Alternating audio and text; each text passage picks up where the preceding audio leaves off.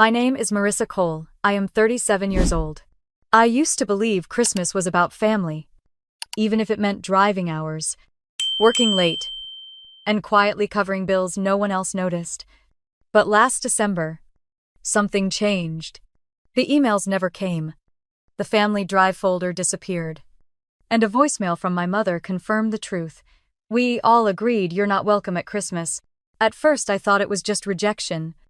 But then I uncovered something far worse. They had been planning my erasure long before that night, while I was the one paying every mortgage bill, every utility, every cost that kept their celebrations alive. And when I discovered what they said about me behind closed doors, the decision I made shook the very house they celebrated in. This is not just a story about being excluded, it is a story about what happens when silence turns into proof. When a family that thought they could erase you suddenly faces the cost of what you carried alone. Stay with me, because by the end, you will understand how one quiet decision changed everything they thought they controlled.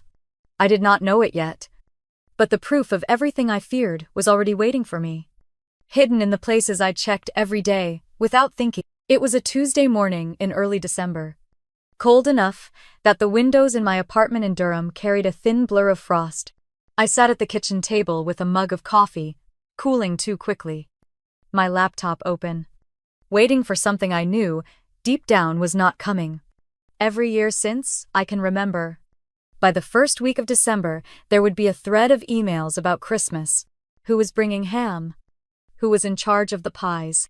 What time we would all meet at my mother's house in Charlotte. Sometimes the messages were cheerful. Sometimes they carried an edge of sarcasm. But they were always there. This time my inbox was blank. I refreshed the screen once, then again, then a third time, the way you do more out of habit than hope. Still nothing. No subject lines with Christmas, in all caps, from my cousin Kaylee. No dramatic reminders from my sister Caroline about labeling serving spoons. Just silence. I told myself maybe they had not started planning yet. Maybe someone was waiting on travel confirmations. But me gut no better. Silence, that exact, that clean, is never accidental. I tried the family drive we had used for years. Each December it held a folder full of spreadsheets, playlists, evengiftregistries. When I clicked on it, a red message appeared across the screen. Access denied. At first, I thought it might be a glitch, so I tried an old bookmarked link. Same message. Denied. It was like a door that used to swing open freely, now locked from the inside. My phone buzzed beside me. A text from my mother Elaine lit the screen. Her words were simple. Don't worry. I figured you'd be busy this year. No need to stress about Christmas. There was no, we miss you. No, I hope you can make it. Just a sentence that sounded more like a dismissal than care. The kind of message that does not ask for a reply. I stared at it until the screen dimmed, the glow fading as if it was shutting me out too. The apartment was quiet, except for the faint hum of the refrigerator. I set the phone down and leaned back in my chair. I was not crying. I had stopped crying over things that predictable years ago. But there was a heaviness in my chest. A press of something I could not quite swallow. Familiar. Yet heavier this time. Like a door closing with a finality I could not ignore. I thought of last year. I had arrived at the house in Charlotte later than planned. Stuck in traffic after a client meeting, my arms had been full of wrapped gifts, my hands sticky from carrying a tray of cookies. I had baked at 2 a.m. When I stepped into the kitchen, not a single person looked up. The dining table was full. Every chair taken. My sister Caroline glanced at me and smirked. Look who finally decided to show. I never even caught who muttered it. Because laughter followed, and in that moment, it did not matter. What mattered was that no one moved a chair. No one made room. I ended up balancing a paper plate at the counter, eating standing up while my relatives toasted each other in the next room.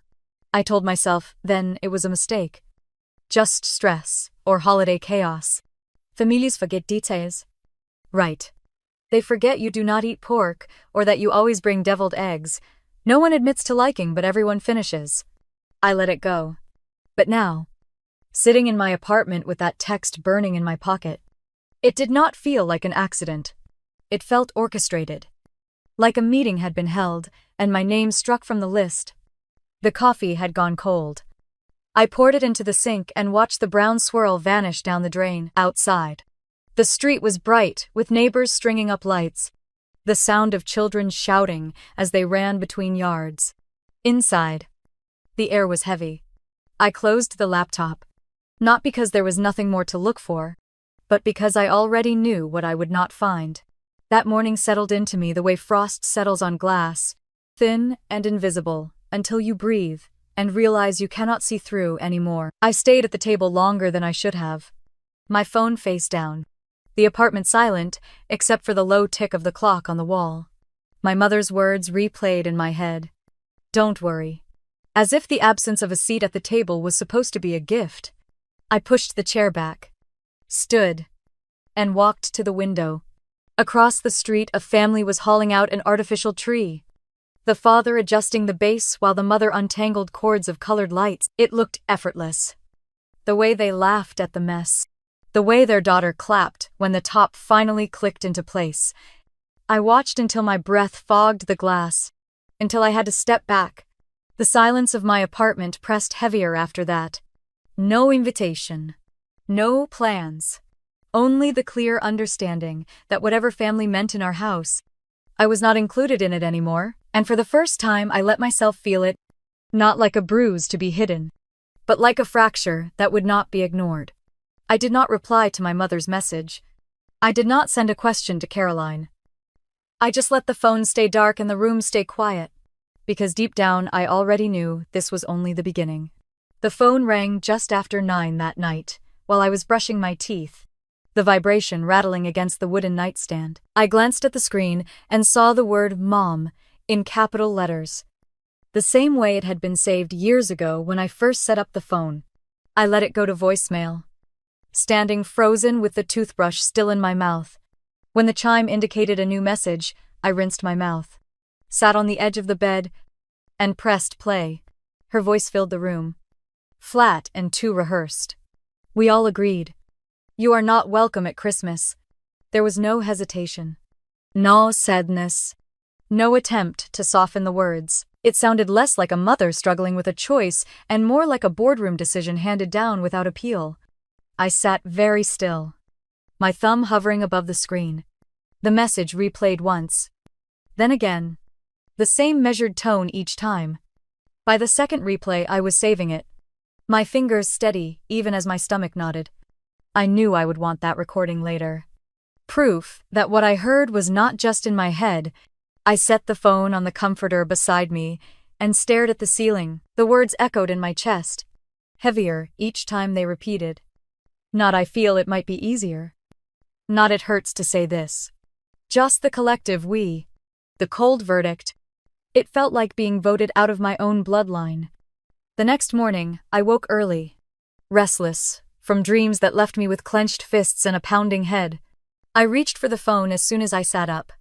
The group thread that had been there for years, labeled Holiday Hysteria with Caroline's overdone use of emojis, was gone, not archived, not muted, gone. I scrolled through the other conversations, searching for remnants. But it was as if I had been lifted clean out of their digital lives. Out of habit, I tapped on Facebook, though I rarely checked it anymore.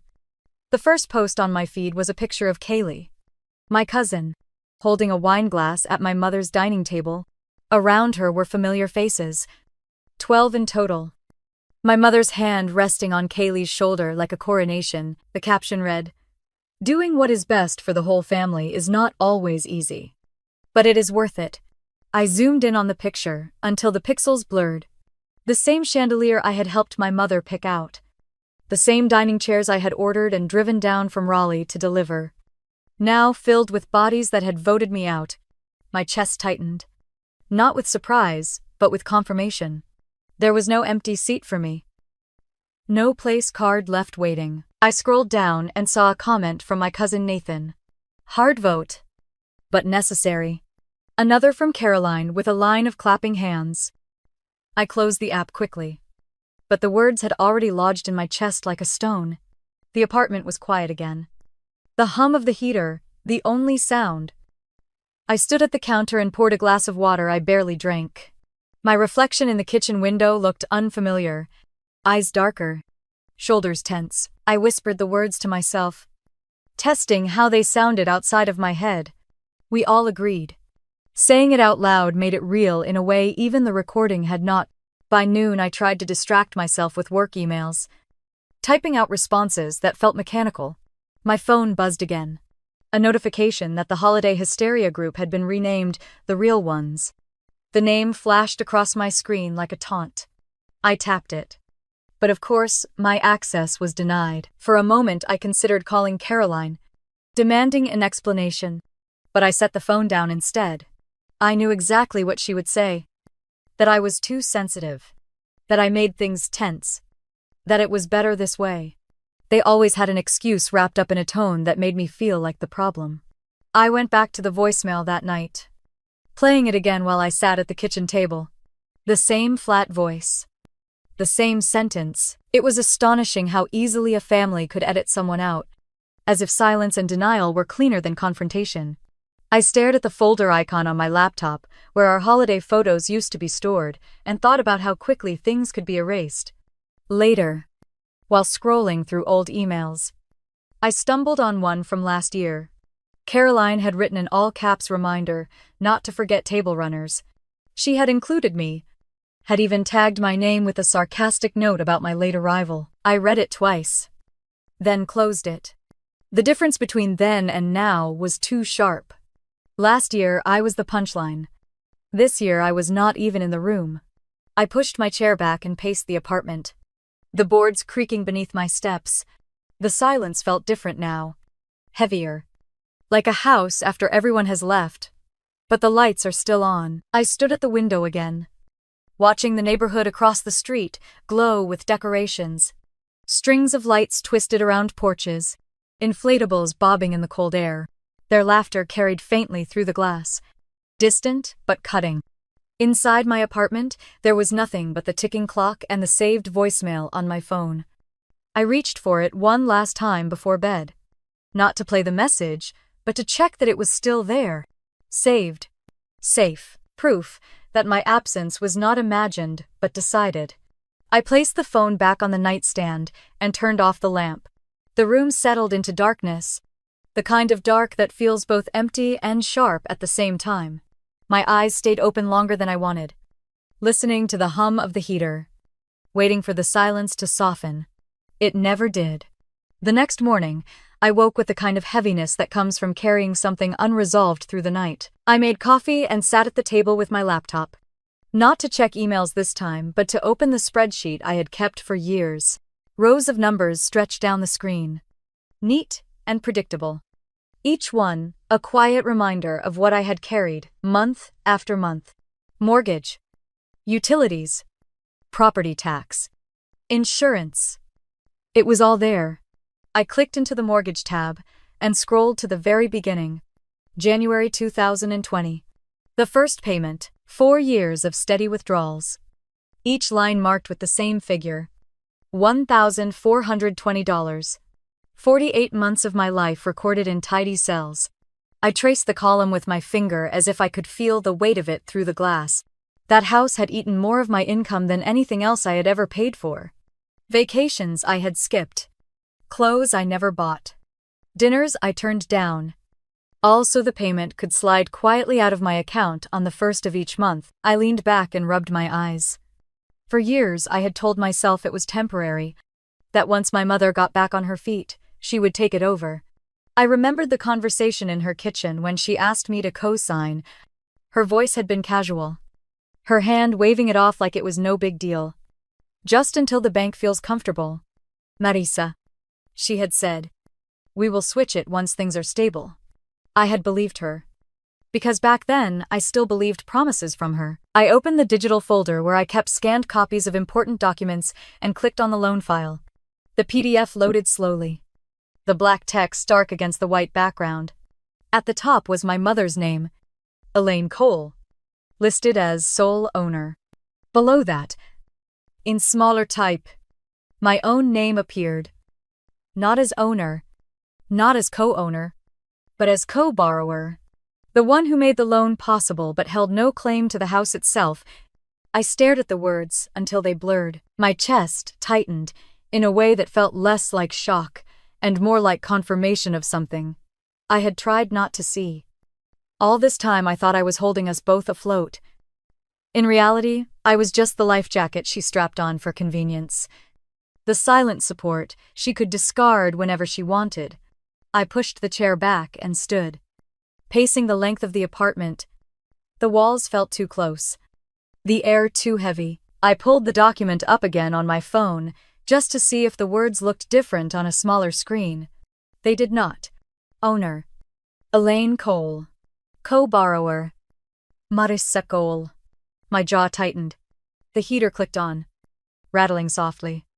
But the sound only reminded me of the Utilities tab in my spreadsheet. I flipped back to the computer and opened it. Gas. Electric. Internet. 281 month. 340 another. Depending on the season, every confirmation email still saved in my inbox. I had set all of them to autopay years ago, telling myself it was easier to manage. Easier to keep things steady for her. Easier to not think about whether anyone even noticed. I thought of the nights my mother had hosted birthdays in that house. Lights glowing. Oven running. Laughter spilling into the yard. All of it powered by accounts with my name at the top. No one ever asked if the bills were heavy. No one ever offered to split them. It was just assumed. Marissa will handle it. I closed the spreadsheet and pressed my palms flat against the table. My reflection in the dark laptop screen looked unfamiliar. Harder somehow. The numbers had always been neat. But now they felt like chains. Every dollar tied to a memory I was not even allowed to sit at the table for. I walked to the kitchen counter and pulled a folder from the drawer. The one where I kept physical copies of certain documents I never trusted entirely to the cloud. The paper was crisp. The notary stamp sharp against the corner. I read the language again. Each legal phrase, another nail locking me into responsibility, without recognition. Anger rose in me. Sharp and sudden. Then drained into something colder. Clarity. I had been paying for a house I would never call mine, keeping warm rooms for people who laughed at me from the dining table, feeding a system that had no seat reserved for me. I set the folder down and pressed the lid closed. The apartment was silent again. But this time the silence carried a different edge. It was not emptiness. It was awareness. I made another cup of coffee, though I barely drank the first. The steam curled upward, and I let it blur my vision for a moment before setting the mug aside. I opened a new folder on my laptop and typed 2 words into the name bar. Frozen accounts. My fingers hovered for a moment. Then pressed enter. The screen confirmed its creation. A small square icon waiting to be filled. I copied the mortgage statement first. Then the utilities. Then the insurance records. One by one, they slid into the folder like puzzle pieces fitting into place. Each file another reminder that I had not imagined the weight. That it was real. Recorded. Undeniable. By the time I closed the laptop, the light outside had shifted. The late afternoon sun washing the room in a pale glow. I stood at the window again, watching a delivery truck pull into the neighbor's driveway. The driver carrying boxes wrapped in festive tape. A child clapped from the porch. The sound carried up faintly through the cold air. I stayed there until the truck left, the porch lights flicking on, their house glowing warm against the evening. Behind me, my apartment stayed dim. The folder of evidence now sitting quietly on the desktop. I knew I would return to it, add to it, build it until there was no way to deny what I had carried alone. For now I just let the silence stretch, not heavy this time, but steady, like a decision forming quietly in the background, waiting for its moment. 3 years earlier, I had stood in the lobby of a shipping store in Durham, balancing a stack of carefully wrapped boxes against my hip. Each one was labeled with a name written in my neat handwriting. Each one taped tight with care. I had worked late shifts that week, just to cover the extra cost of expedited shipping. Inside the boxes were gifts I had chosen slowly over months. Small things I thought would matter. A silver bracelet my sister Caroline had admired offhand in May.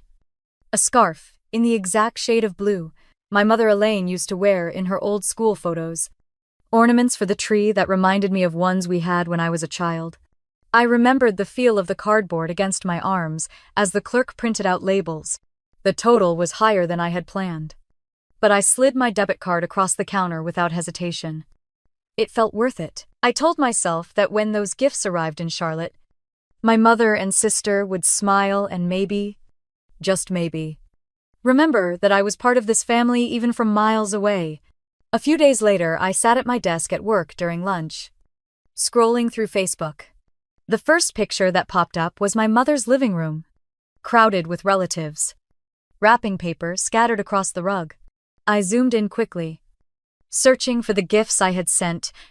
They were there, the bracelet glinting on Caroline's wrist, the scarf draped proudly around my mother's neck, the ornaments hanging from the tree. My chest warmed for a moment until I read the caption. From all of us. I read it again. Slower this time. Waiting for my name. But there was nothing. My sister had written the caption, claiming the gifts as a collective effort, as if I had been folded into a nameless group. Relatives commented with hearts and thank yous. No one asking who had picked the gifts, who had sent them overnight, who had stayed late at work to pay for them. My name did not appear anywhere. I sat there in the break room with the phone heavy in my hand. Around me, coworkers chatted about holiday travel plans. But I only heard the echo of my own thoughts. How quickly a person can be erased. How easily gratitude can be repackaged until you are invisible. It had not just been that Christmas. Birthdays passed the same way. The cake for my cousin Nathan had been ordered with my card. But the photos online thanked the family. Decorations I had bought appeared in pictures, tagged as teamwork. Every effort I made was swallowed whole. Renamed. Reassigned. I told myself back then that it did not matter. That gifts were meant to be given without recognition. But sitting in my apartment now, staring at the glow of my laptop, I knew better. It had mattered. It mattered because the pattern was too clean. My presence was never acknowledged. But my money, my effort, my time, those were always welcome. I opened the frozen accounts folder again. The mortgage and utilities files were already there. Now I began pulling receipts from old emails, screenshots of online orders, shipping confirmations. I copied the photo of Caroline wearing the bracelet, the one she had captioned as though it came from everyone. I dragged them into the folder. One by one, evidence, not for anyone else, but for myself, so that, when I doubted, I would remember I had not imagined it. The folder grew. Small icons stacking neatly into rows, each one a record of how my name had been removed, but my effort remained. I scrolled through them slowly, my chest tightening as memories flickered. The scarf around my mother's shoulders, praised, in comments as if it had appeared from thin air. The ornaments shining on the tree that no one admitted came from me. I sat back in my chair, rubbing my temples. My apartment was quiet. The only light, the blue glow from the screen. Outside, laughter carried faintly from a neighbor's apartment where music played. I thought of the laughter in my mother's house that year, the way they had toasted around the tree. My gifts in their hands, my name absent, the silence inside pressed against me. But this time I did not feel crushed by it. Instead, it sharpened something. I realized that what hurt most was not the money or the effort. It was the rewriting of memory. The way a family could cut your name out of the picture and still keep the pieces you had given. I highlighted the files in the frozen accounts folder and created a subfolder titled Erased. My hands trembled slightly as I dragged the photos and receipts inside. It felt like carving space for the truth. A place where my contributions could not be stolen or mislabeled. When I closed the laptop, the room was dark except for the faint light of the street lamps filtering through the blinds. I leaned back in the chair and let out a breath I had been holding too long. The evidence was saved. The memories catalogued. For the first time, I felt the faint outline of control, fragile but real. Like the first crack in ice before it splits wide open. The following morning, the first vibration on my phone came before I even poured coffee. I picked it up, expecting another work email. But the screen showed Nathan's name. My cousin had never been much for conversation outside of family events. So the short message startled me more than I expected. Everything feels easier without you around. I read it once. Then again. Waiting for my brain to catch up. There was no greeting. No buffer. Just that one line. Bare and sharp. My thumb hovered over the keyboard. But I did not type a reply. I took a screenshot instead and dropped the phone back on the counter. The words echoed in my chest. Louder because they were so casual. Easier without you. I moved through the motions of making coffee. Spooning grounds into the filter. Filling the pot with water. But each sound felt distant. The hiss of the machine. The drip into the pot. The smell filling the kitchen. I stared at the steam curling upward, trying to steady myself, when another buzz lit the counter. Tammy, my youngest cousin, 25. The one who always seemed a little out of place at those crowded dinners. Her message was short, but different. Can I call you? I hesitated. Then typed back, yes. The phone rang almost instantly. Her voice was careful. Quiet. As though someone might overhear even through the line. I do not agree with what they did, she said. I have something you need to hear. I straightened in the chair. What do you mean? Tammy, there was a pause. The sound of her breath catching. I recorded it. The way they talked about you last week, I could not let it just sit there. My pulse quickened. She promised to send the file, told me to keep it safe, and then hung up quickly, as if even the call itself carried risk. A moment later, a notification appeared. An audio file waiting in my inbox. I pressed play with trembling fingers. The sound was clear. The background chatter of glasses, clinking faintly behind the voices. Caroline spoke first. Her tone sharp. Dismissive. She is cold. Everything she does feels calculated. Like she wants applause for being decent. My mother's voice followed. Steady and unfeeling. She is not really family. She is just convenient. There was laughter. A ripple of agreement.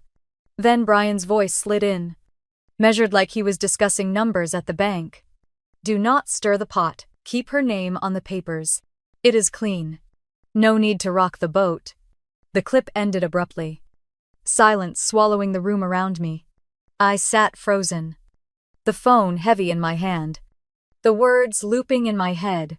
Convenient. Not family. Cold. I set the phone on the table and pressed both palms against my eyes until the darkness behind them sparked. Tears threatened, but did not fall right away. They came slowly. Hot against my cheeks. Not loud sobs, but a quiet stream. I could not stop. For years I had felt the shift. The way jokes carried an edge. The way silence grew around my contributions. But hearing it, said out loud. Recorded in their own voices. Stripped away every doubt. They had sat in a room together. Glosses raised. And reduced me to a utility. Not a daughter. Not a cousin. Not a sister. Just convenient. I reached for a tissue. Then another. But my hands shook as I wiped at my face. The apartment felt smaller. The walls closer. The quiet almost unbearable. I stood and paced. The hardwood creaking beneath my steps. Each word echoed with every pass of the room. Cold. Convenient. Not family. Eventually, I sat again and opened my laptop, dragging the file into the frozen accounts folder. My cursor hovered for a long time before clicking. The icon appeared beside the others.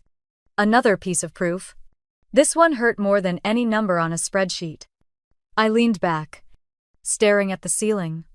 My throat tight. It was strange how quickly the line between suspicion and certainty could be crossed. For years, I told myself I might be imagining things. That maybe I was too sensitive. One 10-second recording ended. That debate, forever. The coffee pot beeped in the kitchen, startling me. I poured a cup, though my hands were still unsteady. The liquid sloshing against the rim. I held it between my palms, letting the heat ground me. Though the taste barely registered, I thought about calling Tammy back, thanking her. But the words felt stuck. I knew why she had done it. Why she risked sending the file. She had seen what I had lived. She had felt the undercurrent too. And maybe in her way she wanted me to know I was not crazy. That what I felt was real. The clock ticked past noon. Sunlight filtered through the blinds. Stripes of brightness cutting across the floor. I sat with my coffee cooling beside me. The audio replaying in my head without the need of the phone. Their laughter. Their certainty. Their dismissal. Eventually, the tears slowed, drying sticky against my skin. What settled in their place was something colder. Steadier. A kind of clarity that hurt but also shaped itself into resolve. I had the numbers, the documents, the receipts. Now I had their voices too. I closed the laptop gently and sat still for a long moment, listening to the hum of the refrigerator, the faint sounds of life from the apartments above and below. My breathing steadied, the shaking in my hands easing. The truth had been spoken, recorded, saved. There was no undoing it. By the time the sun dropped lower, casting orange light across the walls, I stood and pulled the curtains closed. The apartment dimmed around me. I placed the phone face down on the table and let my body sink into the couch. The quiet returned, but this time it was filled not with doubt but with certainty. I wiped the last trace of moisture from my cheeks and sat upright. The tears had been necessary, but they were not the end. They were the last surrender before something stronger would take shape. I could feel it waiting. Steady. Cold. Undeniable. I pulled the laptop closer and opened a fresh document. The white screen glaring in the dimness of my apartment, my fingers hovered above the keyboard, hesitating for a breath before I began typing a list. Mortgage. Utilities. Property tax. Insurance. Internet. Gas. Electric. Every account tied to that house in Charlotte. Every thread that bound me to them without acknowledgement. The list stretched longer than I wanted, and with each word my chest grew tighter. I stared at the lines until they blurred. This was the skeleton of my life for the last 4 years. Invisible, yet constant. I had kept them afloat without applause, without even a seat at their table. They had voted me out while still living on what I provided. The thought hardened inside me. If they wanted a family without me, then they could have it. Stripped of the convenience I had quietly given. I reached for a notepad from the drawer and began copying the account numbers by hand. The act steadied me, ink pressing into the page, each digit permanent. Next to them, I wrote the next scheduled draft dates, all neatly lined. January 1st. Mortgage. December 27th. Electric. January 3rd. Property tax escrow. My handwriting looked firmer than it ever had. Each number written like it was part of a contract. The clock on the stove blinked midnight. I poured myself another cup of coffee, stronger this time, and leaned against the counter as the steam fogged my glasses. My hands trembled slightly as I lifted the mug, but the warmth steadied me. For once, the shake was not from fear. It was from the weight of choice. I walked back to the table, set the coffee down, and opened the bank's website. My username and password felt heavier than usual as I typed them in. The dashboard lit up. Clean numbers lined across the screen. The mortgage balance first, bold at the top. I scrolled through the payment history. Row after row of my money sliding away each month. 48 months. All on time. Never a missed payment. At the bottom of the page, a small button waited. Options. My cursor hovered. The drop-down opened with simple commands. Pause. Freeze. Cancel autopay.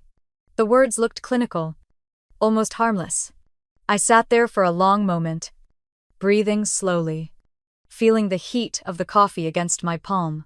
I closed the tab before clicking anything. Not yet ready. The decision needed to be deliberate, not rushed. I opened a new folder on my desktop and named it Evidence. Inside, I began dragging screenshots, mortgage statements, utilities confirmations, tax receipts, homeowner's insurance. Each file slid neatly into place.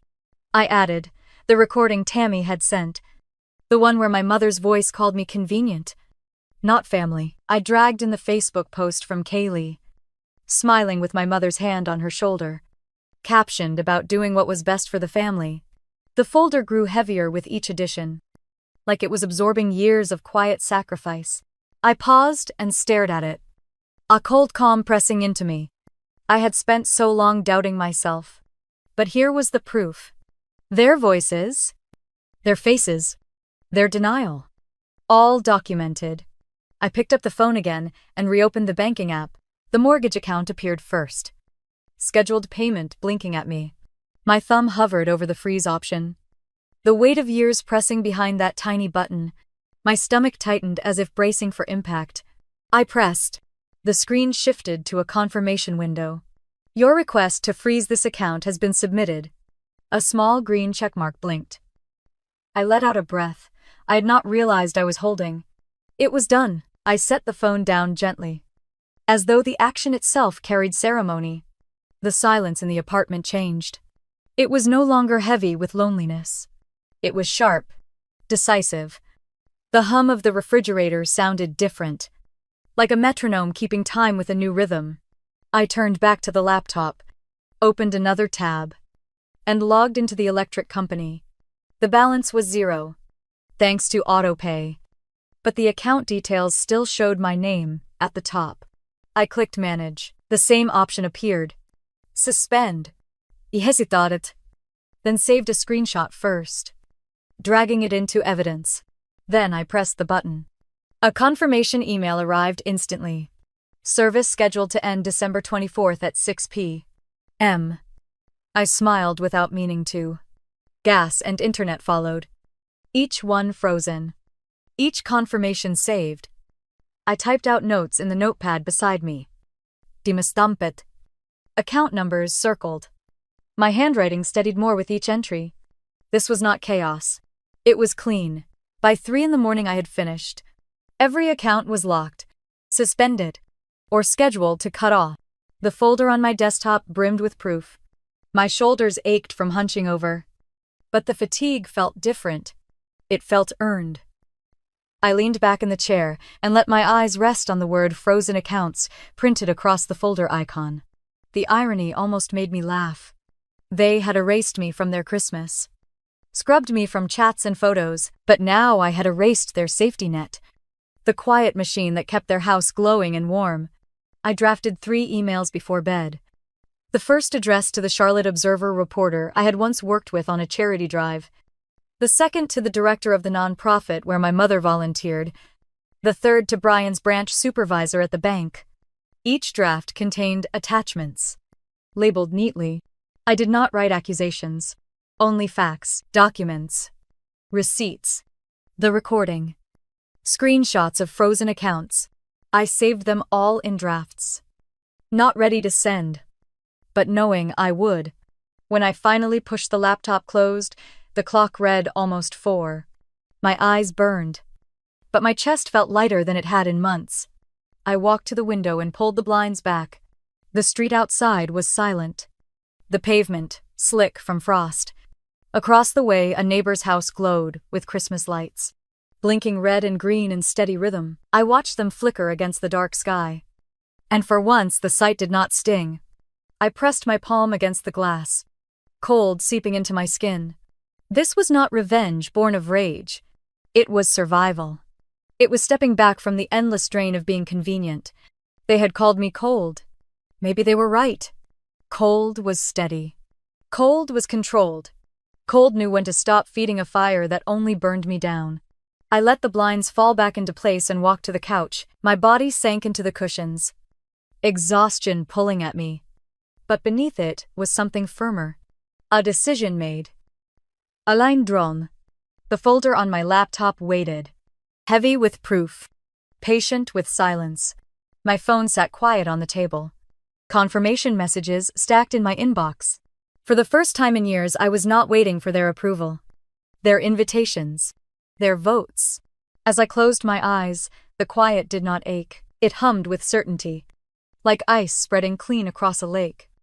unbroken, undeniable. Christmas Eve arrived with a brittle sky, the kind that holds its cold high in the air and lets it sink into the ground. I woke late that morning, stretched across the couch with the blanket tangled around my legs. My phone buzzed on the table beside me with reminders from the frozen accounts. Confirmation emails stamped with dates and times. I skimmed each one, then tucked the phone back face down. Everything was in motion now. The day passed quietly. I cooked myself eggs, toasted bread, and made tea. I walked to the corner store for milk. The sidewalks nearly empty. Most people already home preparing for their celebrations. My own apartment stayed still. No decorations. Not tree. No gifts stacked in a corner. I had stopped pretending. By evening I sat with a book in my lap, though I barely read the words. My phone buzzed once. Then again. At first I ignored it, but the sound repeated, messages stacking quickly. I leaned forward and picked it up. The screen lit with a flood of texts. Each one from cousins still at my mother's house in Charlotte. The first said power just went out. The next came seconds later. Everything's black. Mom is screaming. Another followed. Catering tried to run the card and it was declined. No one can pay. I stared at the words. The corners of my mouth, tightening though, I did not smile. I scrolled as more arrived. Guests confused. People lighting candles. Kaylee posted in a group chat asking if anyone had extra flashlights.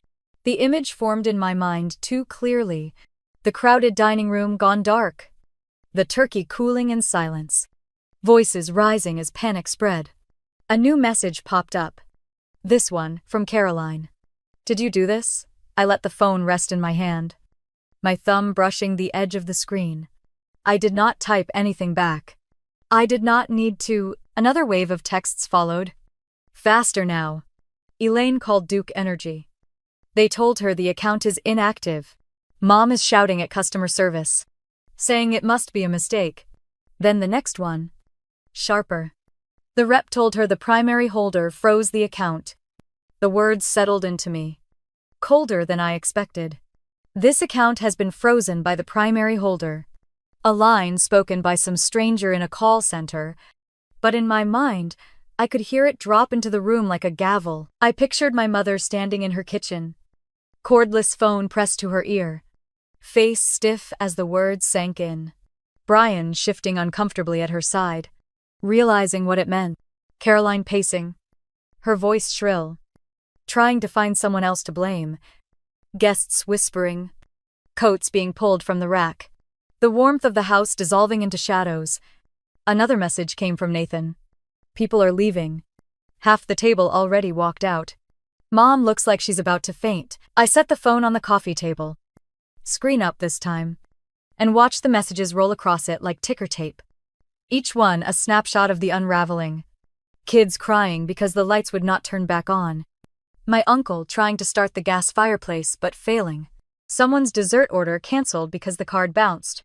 In the distance outside my window, the faint sound of car horns echoed from the highway. People heading to their own celebrations. I leaned back, the phone still lighting up with panic. My apartment glowed soft with the single lamp by the couch. The contrast felt almost unreal. Their chaos. My calm. At 6:35, Caroline's name appeared again. Answer me. This is your fault. I let the notification fade. A few minutes later, another text arrived. This time from Tammy. Quiet, as always. They know it was you. No one is saying it out loud, but they know. I picked the phone up, read it twice, then placed it down again. My chest was steady, my breathing even. They had called me cold. Maybe that was true. Cold did not waver. Cold kept its shape. By 7, the messages slowed. The party had fractured, guests scattering into the night.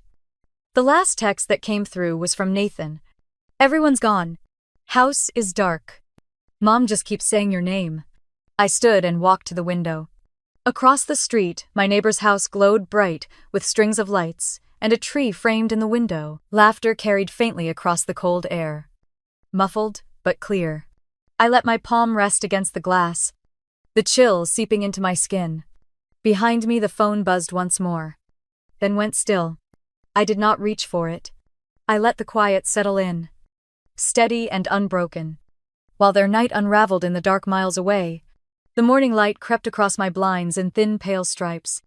And for the first time in years, I let myself stay in bed without rushing anywhere. My phone was heavy on the nightstand, still littered with messages from the night before.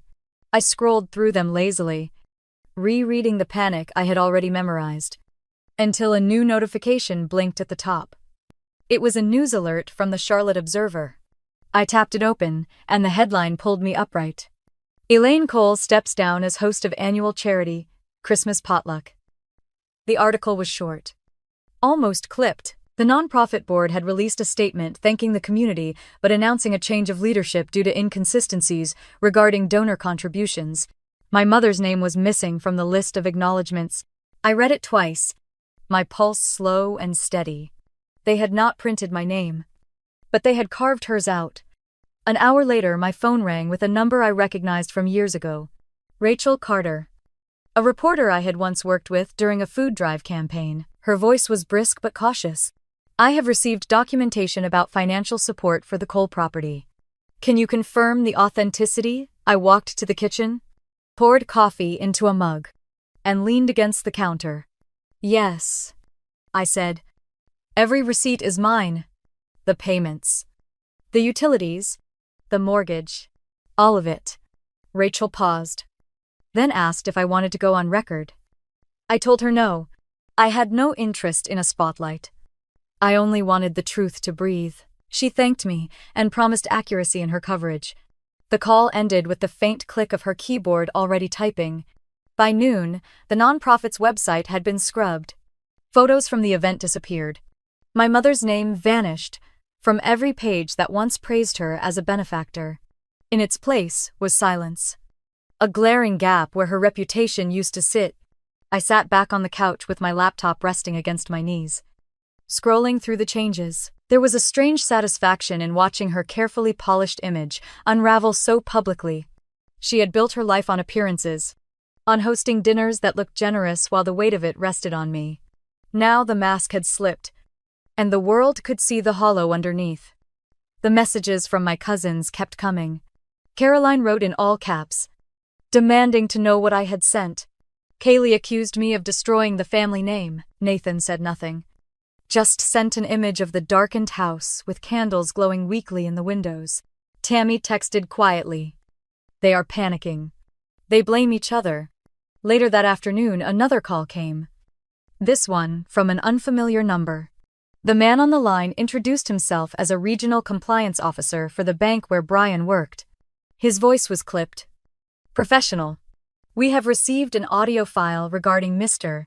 Cole's comments on loan documentation. Effective. Immediately, he has been placed on administrative leave while we review. I murmured, acknowledgement, gave no extra detail, and let him hang up. The room was silent again except for the hum of the heater. I imagined Brian sitting in his office, blinds drawn, his supervisor playing back the recording of his voice. Do not stir the pot. Keep her name on the papers. It is clean. No need to rock the boat. The irony struck deep. For years he had dismissed me with those exact words, smooth and calculated, as though reducing me to paperwork was harmless. Now those same words had circled back, stripping him of his authority. I pulled my blanket tighter around my shoulders and stared at the snow beginning to fall outside. Each flake hit the glass and melted instantly, leaving thin streaks of water. My chest felt lighter. Not joyful, not triumphant, but steady. Around 3 in the afternoon, Rachel's article went live. This time, it was longer, detailed.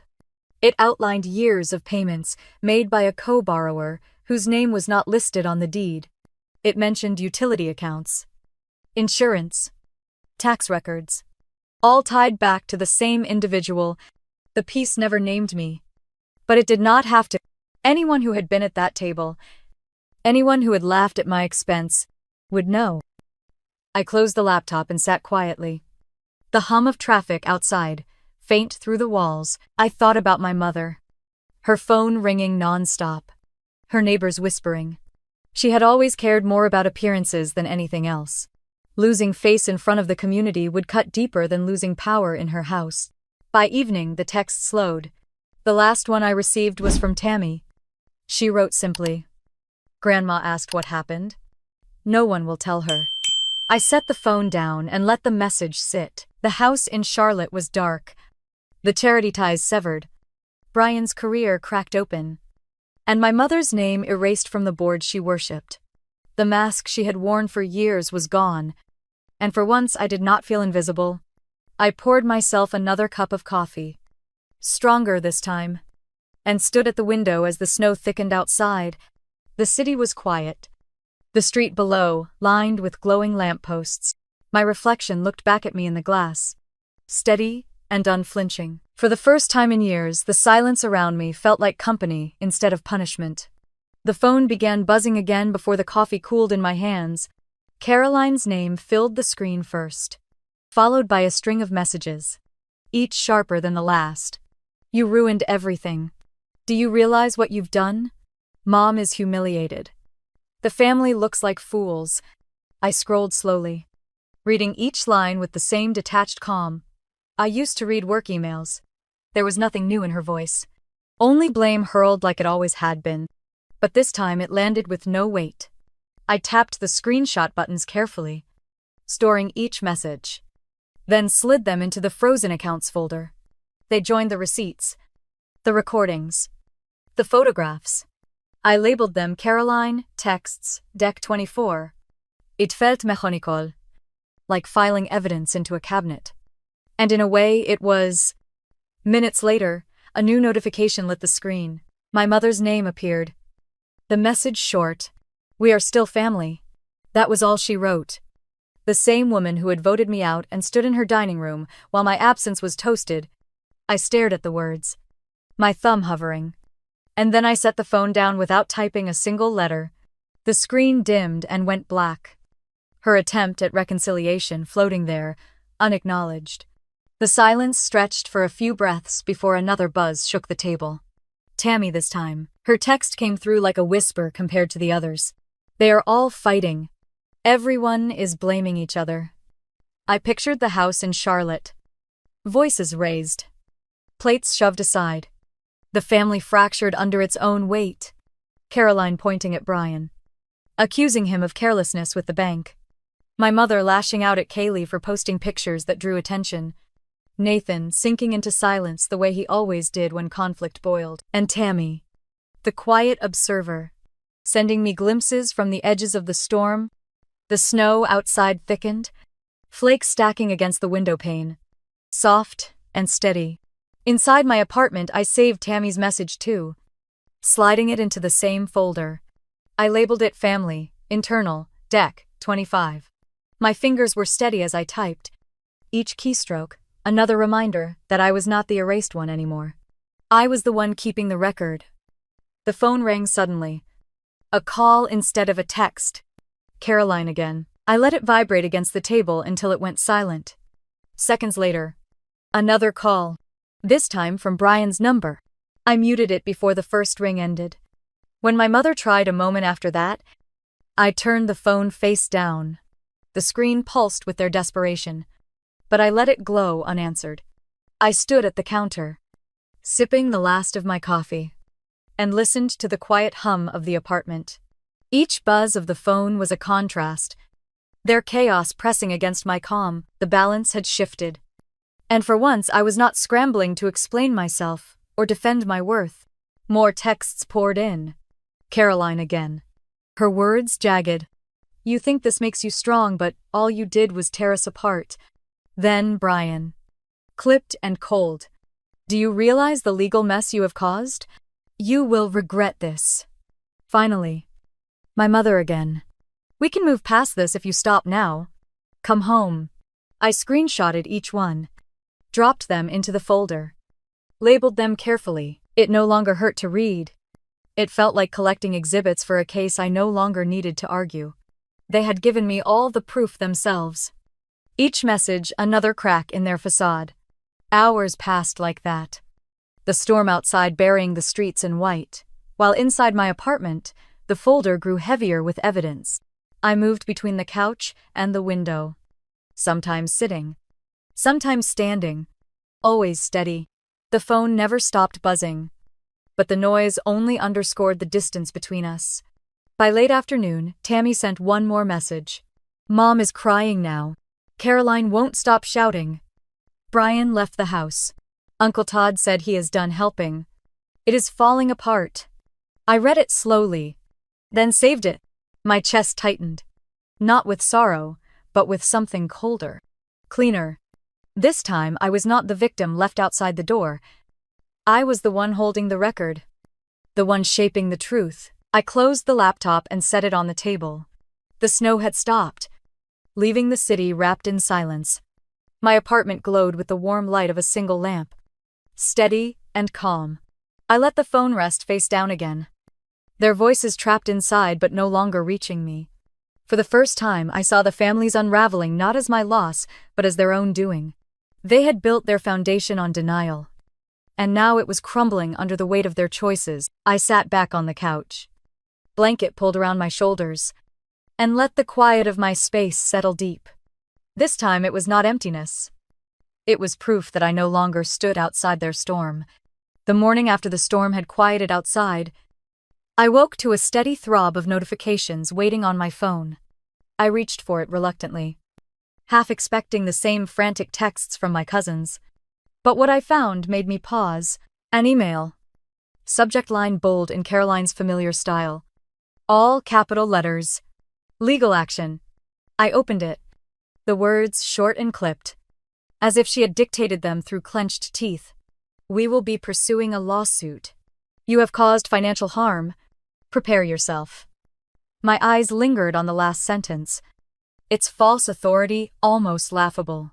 I read it again. Not with fear, but with the calmness of someone who finally knew where the ground beneath her feet was solid. I took a screenshot, labeled it Caroline, email, legal threat, and dropped it into the frozen accounts folder. The day carried on quietly. I made myself breakfast, fried eggs and toast, listening to the faint hiss of the pan while the city outside thawed under winter light. But by mid-morning my phone buzzed again. This time with a call I recognized. David Miller. A colleague I had once leaned on during messy contract disputes. Someone who never wasted words. His voice came brisk and steady, like the sound of doors closing. Your family is shopping for lawyers. They reached out to a firm in Charlotte, saying you unlawfully froze accounts. I told them they were wasting their money. I straightened in my chair, the phone pressed firm to my ear. So what happens now? David's chuckle was short, almost amused. Marissa, everything is in your name. Every account. Mortgage. Utilities. Property tax. Insurance. Even the internet. You opened them. You paid them. You managed them. That means you hold complete authority. Freezing them is not only legal, it is your right. I let his words settle into me like warm stones in the cold. For months I had carried this suspicion that maybe I had gone too far, that they would find a way to twist my choice into an accusation. But hearing David's certainty stripped that fear clean. He continued, his tone firmer. Even if they find someone willing to file a case, no judge will give it breath. There is no breach. No fraud. If anything, you protected yourself from ongoing exploitation. I closed my eyes, a breath escaping slowly. Thank you, David. He paused. Then his voice softened, almost like a friend more than counsel. You have carried them long enough. They cannot rewrite the law, and you do not owe them explanations anymore. After the call ended, I sat still with the phone against my palm, the words replaying. Entirely legal. Indisputable. Protected. My shoulders eased, tension slipping out as though I had been bracing for an impact that would never come. Not long after, another buzz shook the table. A message from my mother. Her tone trying to wrap desperation in politeness. We spoke with a lawyer. He said, you are within your rights. But Marissa, we are still your family. Why are you doing this? I stared at the words, thumb poised. I could almost hear her voice. The same steady calm she used when scolding children in her classroom years ago. But beneath it now was fear. I saved the screenshot without replying and filed it away with the rest. A few minutes later, another came. I never thought you would humiliate us this way. Everyone is talking. I let the phone dim on its own, her words vanishing into darkness. By afternoon, Rachel Carter's name appeared on my screen. This time as a fresh headline in the Charlotte Observer. The article was concise, but sharp. Legal sources confirmed that all financial accounts related to the Cole property were held in the name of the co-borrower, granting her full authority to suspend or cancel payments. Community members expressed shock at the revelation, many noting the generosity they once credited elsewhere had long been misattributed. I read each line carefully, then closed the laptop. My chest swelled not with triumph, but with something steadier. A kind of justice that hummed quietly instead of shouting. Later, Tammy reached out again. Her text simple. Mom is silent. Caroline keeps pacing. Brian left the house. Everyone is blaming everyone else. I wrote back. Short and calm. Thank you for telling me.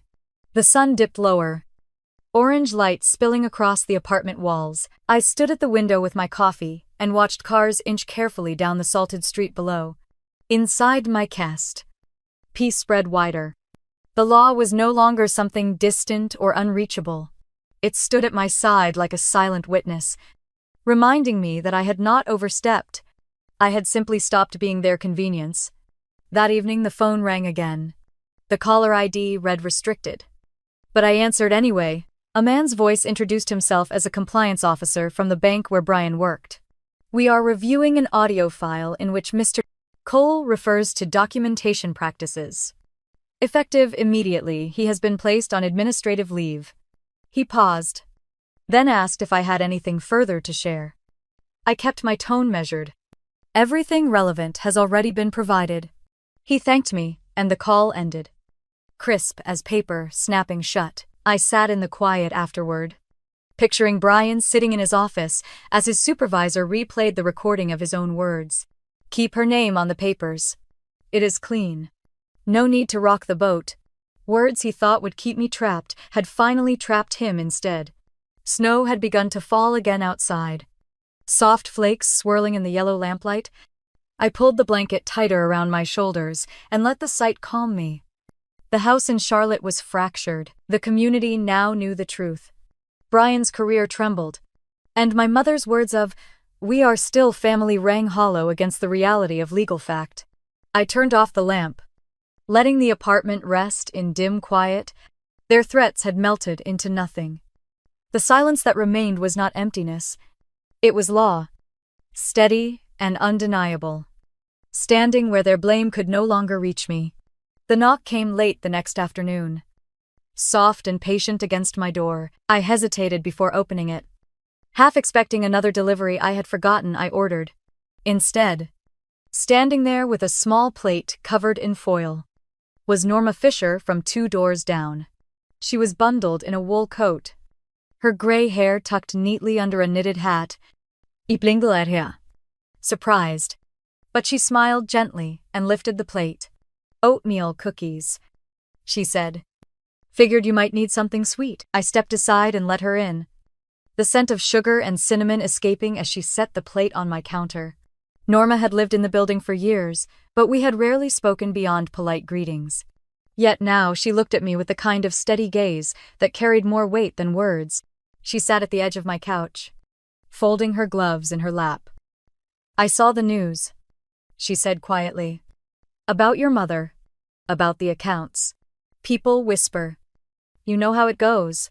Her eyes softened. "You are stronger than they ever gave you credit for." I stood with my hands wrapped around a mug, unsure how to respond. Norma went on, her voice calm. "I have lived long enough to know this truth. Elaine feared you because she could not control you. That is why she tried to cut you out." The words landed heavier than I expected.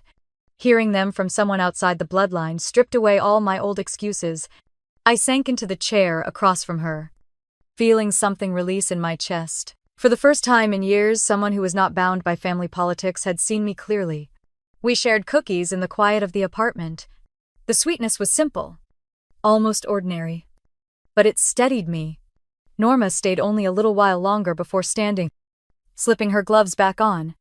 "You do not need them to see your worth," she said, her hand brushing mine as she left. After she was gone, the apartment felt warmer. Not because of the cookies, but because someone had finally broken the silence in kindness. That evening, I made myself dinner. Nothing elaborate. Just pasta with garlic and olive oil. I poured a glass of wine and let a book rest open on the counter while the water boiled. The ritual felt grounding. My space was quiet. But it no longer echoed with loneliness. It hummed with something softer.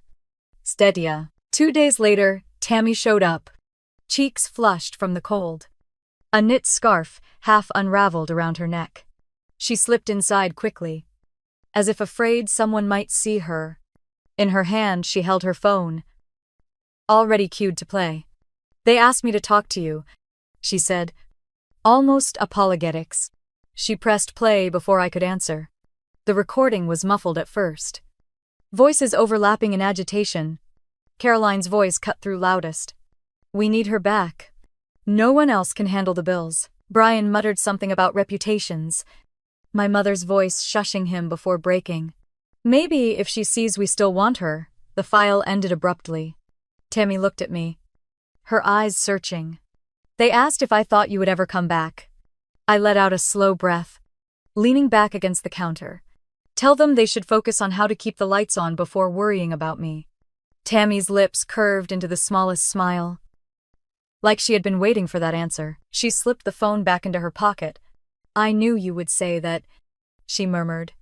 We sat for a while with mugs of tea between us, the steam curling into the dim light. She told me about her graduate program, about papers she still needed to finish.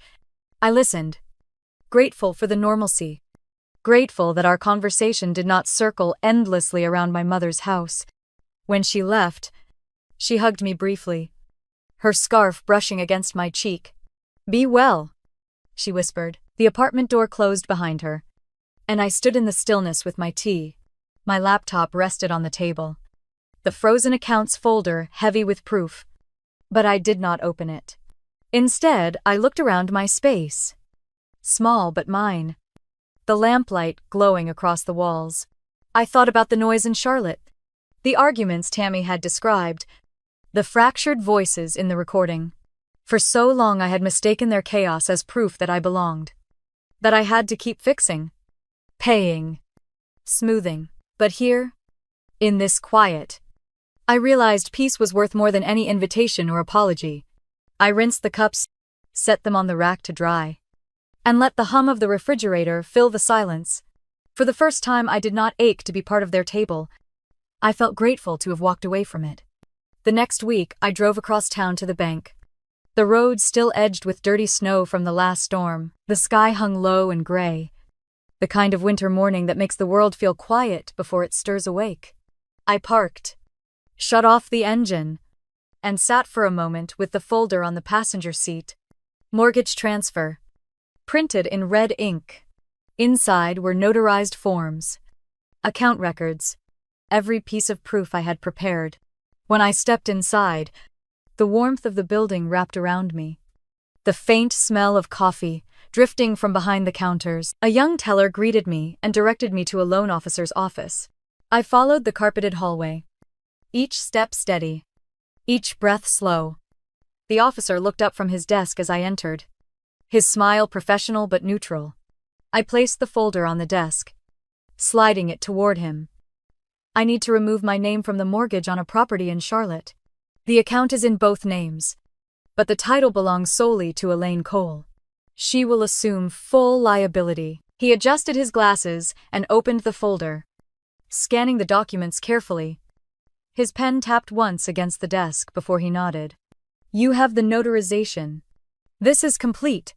By signing here, you release any responsibility tied to this loan." I took the pen, the weight of it firm between my fingers, and signed my name one last time. The officer stamped the papers, the sound sharp against the quiet office. It was done. The house no longer tethered me. The mortgage. The taxes. The endless bills. They were no longer mine to carry. As I walked back to my car, the cold bit against my cheeks. But I felt lighter. My boots crunched against the frozen sidewalk. Each step an exhale. Back in my apartment in Durham, I set my laptop on the table and opened the frozen accounts folder one last time. Screenshots. Receipts. Recordings. Every file lined up in neat rows. For months, it had been my shield. My record of survival. I scrolled slowly. Then closed the lid. It was not a weapon anymore. It was a period at the end of a long sentence. I made myself coffee. The familiar sound of the machine filling the room. The smell drifted warm through the air as I settled by the window. Mug cupped between my hands. Outside, the snow had begun again. Flakes drifting soft and steady.